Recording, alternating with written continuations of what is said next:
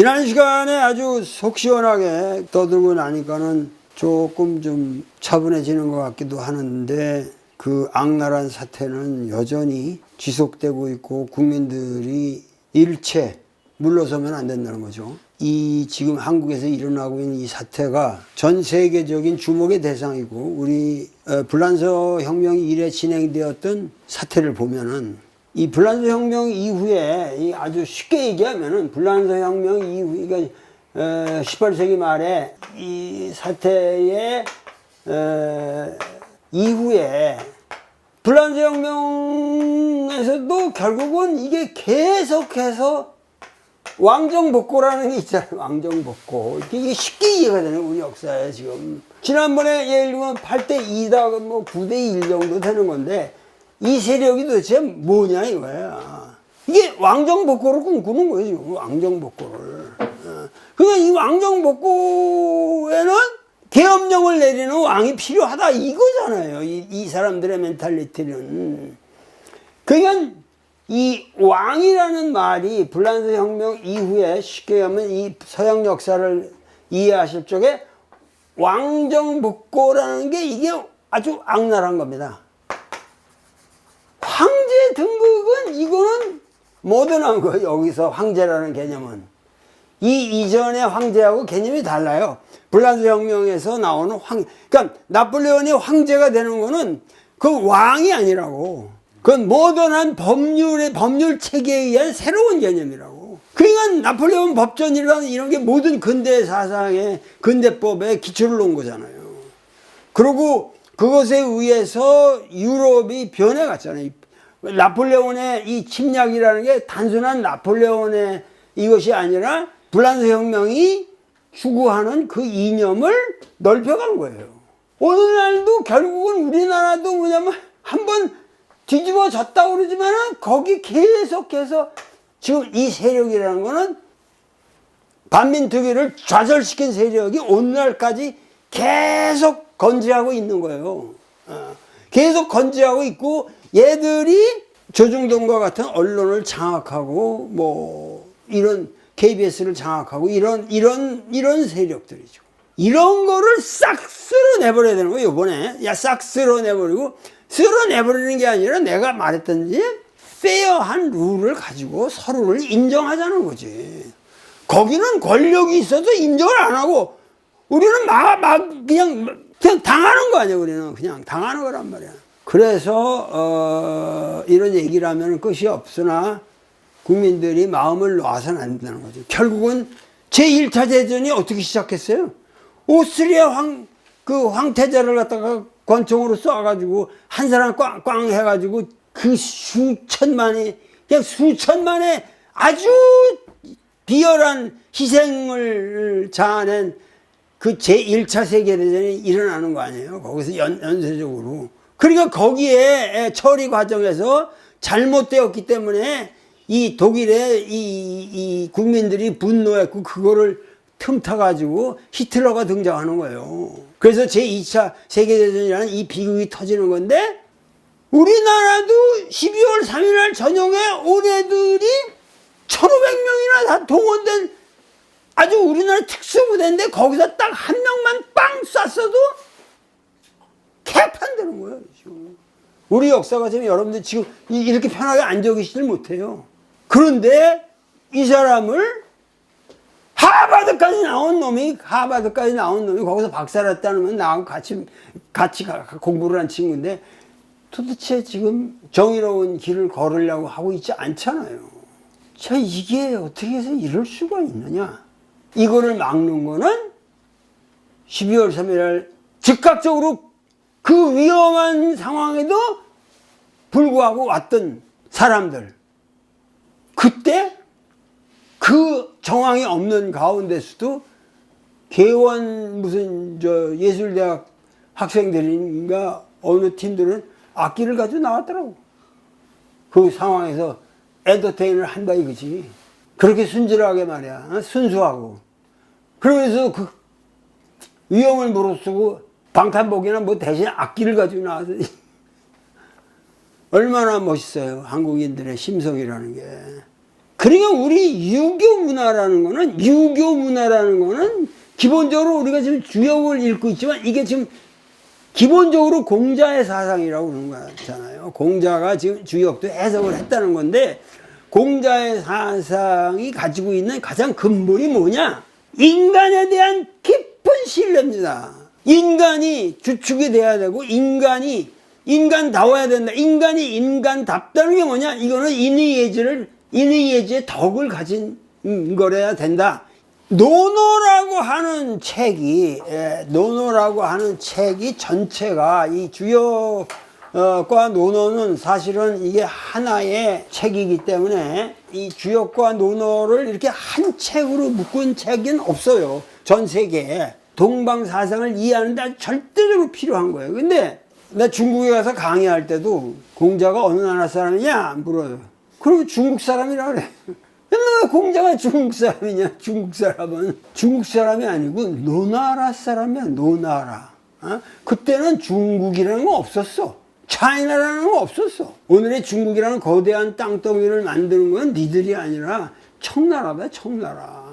청나라의 강이 대제야말로 오늘의 중국을 만든 사람이라 이거야. 그러니까는 중국이라는 아이덴티티를 가지는 어떠한 단위는 없었고, 산동에 있는 조그만 제후국이었던 노나라인데, 그거는 뭐냐면 어떤 의미로는 또 이게 고조선 문화 영역이다 이렇게 말해도 된다 이거야.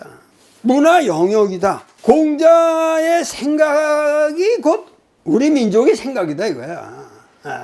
이렇게 말하면은 요새 사람들은 잘 이해가 안 될 테지만은, 공자라는 거, 이 주역이라고 하는 거는 단순히 우리한테 외제된 어떤 사상이 아니라, 공자라는 성인을 우리가 모심으로써 공자가 말한 것의 어떤 이상을 우리가 구현한다. 이런 사명감 속에서 살아온 것이 우리 민족이다 이거야. 특히 조선 왕조를 통해서 그러한 유교 문화에 대한 깊은 애정을 가지고 우리가 살아왔는데, 그 애정의 특징이 도대체 뭐냐? 근데 이 공자라는 사람은 인간에 대한 아주 각별한 사랑이 있단 말이야. 그러니까 공자 사상을 보통 인이라고 그러잖아요. 인이라고 하는데, 인이라는 것은 계속 얘기를 하지만은, 인이라고 하는 건 내가 여러분들한테도 계속 얘기했지만은, 센시티비티라고 그랬잖아요. 이게 이제 철학적으로 하면 여기 에스테틱이라는 말을 붙이는데, 나는 어떤 심리적 감수성이라고 하는 거. 그러니까 요새 말로 하면 이게 공감 능력이에요. 공감 능력. 인이라고 하는 것이 이걸로 분석을 한다면 이게 이제 맞는 얘기는 아니지만, 두 사람이잖아요. 사람과 사람 사이에 어떤 느낌을 가지고 얘기를 하면은, 이 인이라고 하는 거가 뭐 글자적으로 꼭 이렇게 해석될 이유는 없는 건데, 그 인이라고 하는 것 자체가 공자에게 있어서는 아주 핵심. 그러니까 지금 뭐냐면은, 지금 현재 우리나라의 집권층이, 권력을 가지고 있는 사람들은 근원적으로 불인하단 말이야. 무감각한 거예요. 지금 이 국민의 소리에 인하게 반응을 안 하는 거죠. 이 불인이라고 하는 이 사태가, 불인한 정국에 대해서 공자가 얘기를 하는데, 예를 들면은 수레를 타고 다니는데 그 앞에 번지라는 애가 있는데, 공자의 쇼파야. 그러니까 수레몰이 운전사죠. 항상 그러니까 공자하고 같이 있을 수 있는 시간이 많아. 그래서 번지는 중요한 제자는 아닌데 공자한테 그 아주 핵심적인 질문을 많이 해요. 그래서 노노의 등장 횟수가 많아, 이 번지라는 놈은. 그리고 얘가 아주 귀여운 애라서 나이도 어리고 그냥 겁없이 팍팍 질문해버려. 인이 뭐요? 그리고 그냥 단도직입적으로 인이 뭐요? 문단 말이야. 그러니까 공자가 있다가 번지한테 제일 먼저 한 말이 이런 말을 쓰거든요. A냐 그래요. A냐. 이거는 요새 말로 다들 번역을 하는데 이 번역을 잘못하거든. 뭐냐면 인이라고 하는 거는 사람을 사랑한다가 아니라 사람을 아낀다는 거예요. 사람을 아낀다는 게 인이다. 이렇게 딱 얘기를 하거든. 근데 애인이라고 하는 게 사실은 인을 이해하는 하나의 그 가장 출발점이라고 말할 수 있어요. 근데 공자의 가장 그 라이벌처럼 아주 탁월한 인물이 있어요. 그 양호라는 사람인데, 양호. 이 양호라는 인물은 공자의 삶에 있어 매우 중요한 인물입니다. 양호. 양호가 광땅이라는 데 가가지고 이 광이라는 지역에서 아마 양호를 아마 배척을 했던 모양이죠. 근데 겉으로 보기에 양호도 키가 크고 공자가 키가 커요. 광땅을 지나는데 광땅을 포위한 거예요. 완전히 공자를 죽이려고 그 동네 사람들이 전부 공자를 죽이려고 그러는데 그 텐트에 이렇게 앉아가지고 공자가 태연하게 뭐 검은고 같은 걸 치면서 하늘이, 그래서 그때 나온 말이 사문이란 말이에요. 사문. 내가 가지고 있는 이 문화, 내가 가지고 있는 이 문화를 장차 없애려고 한다면은 후세인들이 이 문화를 전승받을 기회가 없을 것이다. 그러나 이 문화를 지키시려고만 한다면, 하늘이 미상참으냐, 하늘이 이 문화를 지키려고만 한다면은 감히 광인들이 나를 어떻게 하겠느냐. 그러니까 세계 문명의 담지자로서의 프라이드. 지금 우리나라도 마찬가지죠. 이게 뭐냐면 우리 문화에 대한 엄청난 국민 전체가 프라이드를 가져야 되는, 공자와 같은 프라이드. 하늘이 이 문화, 이 K 문화를, 그리고 우리가 쌓아온 고조선 이래 우리가 이렇게 쭉 쌓아온 이 문화를 하늘이 없애려고 하지 않는다고 한다면 어떻게 김건희니 윤석열이가 이 나라를 망가뜨릴 수 있겠느냐. 이런 게 유교의 본질이에요. 이게 유교의 본질이거든. 이러한 아주 근원적인 인간에 대한 낙관주의가 우리 유교에는 있는 겁니다. 그러니까 유교에는 지옥도 없고 천당도 없는 거예요. 우리가 살고 있는 이 세상을 어떻게 아름답게 갖고 가느냐, 그것은 우리 인간들의 책임이라는 거죠. 공자가 아주 이제 말년에 죽기 한 2년 전 정도의 사건이라고 생각되는데, 아주 병이 위중한 상태에 이르렀거든. 그러니까 자로가 어디 가서 빌면은, 하느님께 빌면은 용한 데가 있대요. 그거 갑시다.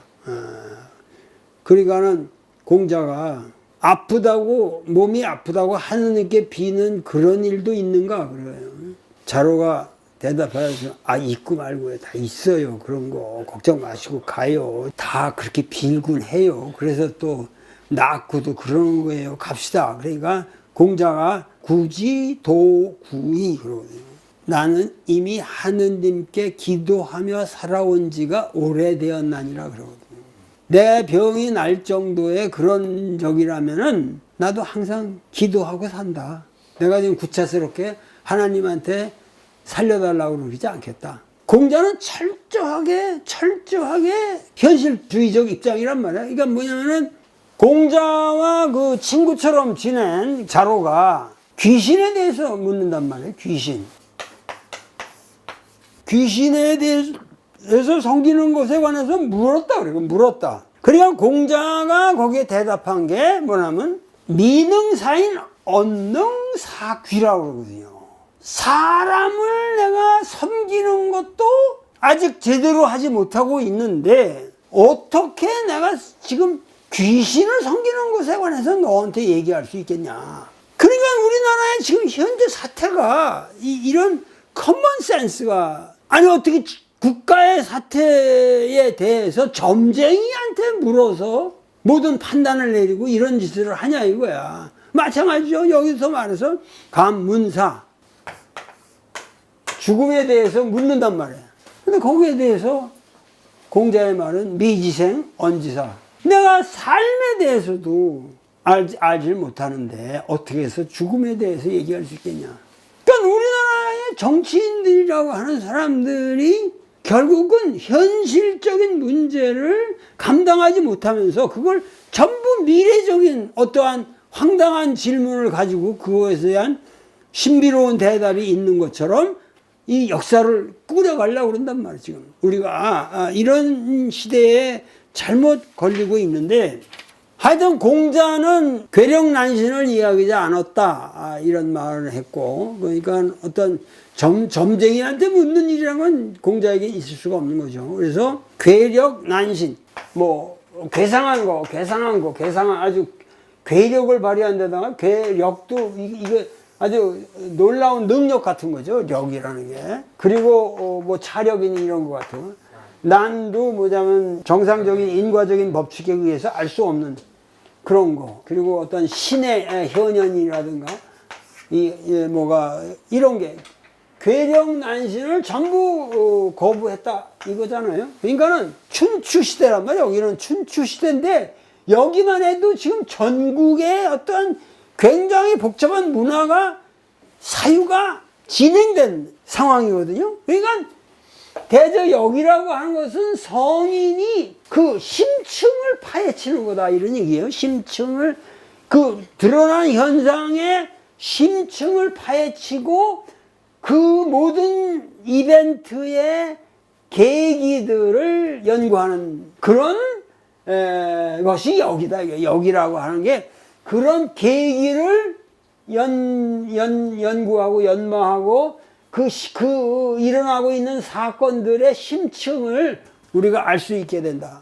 그러니까 어느 날의 계엄 사태가 우리 사회에 벌어졌다고 하는 것 자체가 우리는 뭐냐면 그 심층을 이해해야 한단 말이에요. 그거 제가 얘기하는 게 하나의 이제 탈주술이 아니라 입주술. 그거에 대해서 우리가 속았고 그거를 민주적인 프로세스에 의해서 그거를 좌절을 시켰으면은 그거에서 우리 백성들의 그 의지가 그대로 드러나야지. 그걸 또다시 조작하려는 세력에 의해서 지금 오늘 우리가 너무도 고통을 당하고 있다 이거예요. 그러니까 그렇게 함으로써 뭐냐면 여기면 여기 이거 심이잖아요.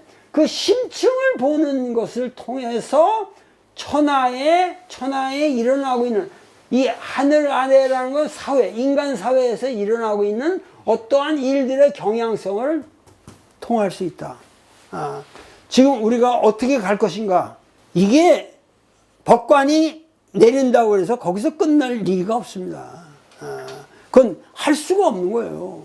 법관도 거역 못하는 천리를 밝혀야 되는 거예요. 지금 윤석열이를 다시 대통령 만든다. 이 상황을 여러분 한번 생각해 보시라고. 이게 한국인들이 그거를 받아들이겠는가? 그렇게 하면 이 나라가 어떻게 되겠냐? 4분 5열이 될 거고 개판이 될 거고 그거를 좋아하는 세력이 얼마나 많이, 중국이건 지금 일본이건 미국이건, 미국도 제일 먼저 뭐냐면 지금 한국이 너무 잘하고 있기 때문에 두려운 것도 있다면 한국에 대한 심정이. 현대 자동차 하나만 해도 이제는 뭐 벤츠를 능가하는 차들을 만들고 있잖아요. 그러니까는 한국이라고 하는 거를 조금 눌러줄 필요가 있다 이런 식으로도 생각을 하는 거예요. 그러니까 이재명이나 이런 사람들도 이 미국과 소통을 해야 돼요. 이게 절대 내가 그 미국의 정책에 반하는 어떠한 그런 인물이 아니다. 나는 이재명 얘기를 해봐도 나보다 훨씬 온건한 사람이에요. 사상이. 훨씬 온건한 사람이에요. 그러니까 이게 도대체가 아주 엉뚱한 신문의 조작에 의해서 만들어진 허상을 가지고 이 역사가 그릇되게 갈 수가 있다. 그러니까는 여기서 뭐냐면 그 심층을 파헤칠 줄 알아야 천하의 그 지향성을 뜻하는 말을 통할 수가 있다 이거야. 그리고 그 길을, 그 기운을, 그 어떤 갈림길의 계기를 알므로써 능히 천하의 사무들을 성취시킬 수 있는 것이다. 그렇기 때문에 여기 유신, 유기, 그 다음에 유신이 나오죠.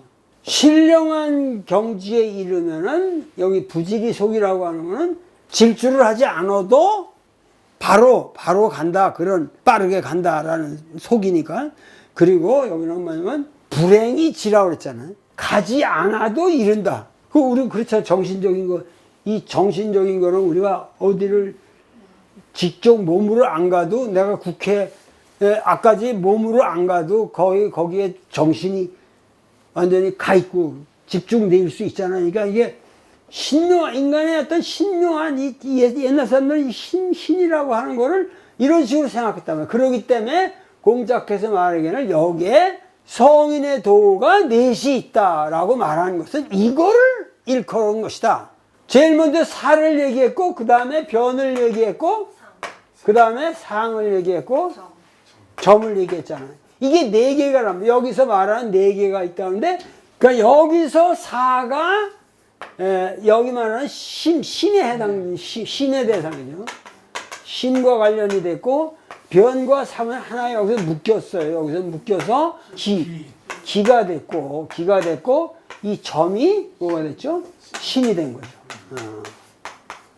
그러니까 시작은 사변, 상점으로 시작했는데, 결론은 지금 신과 기와 신으로 해서 여기에 성인의 도가 넷이 있다고 말한 것은 이것을 말한 것이다. 그러니까 얼마나 이 계사가 요새 꼭 논문을 쓰는 것과 같이 전제를 놓고 그것을 마지막에 딱 이렇게 마무리 짓는 굉장히 치밀한 논리적 구성을 가지고 있다는 것을 여러분들이 알 수 있죠.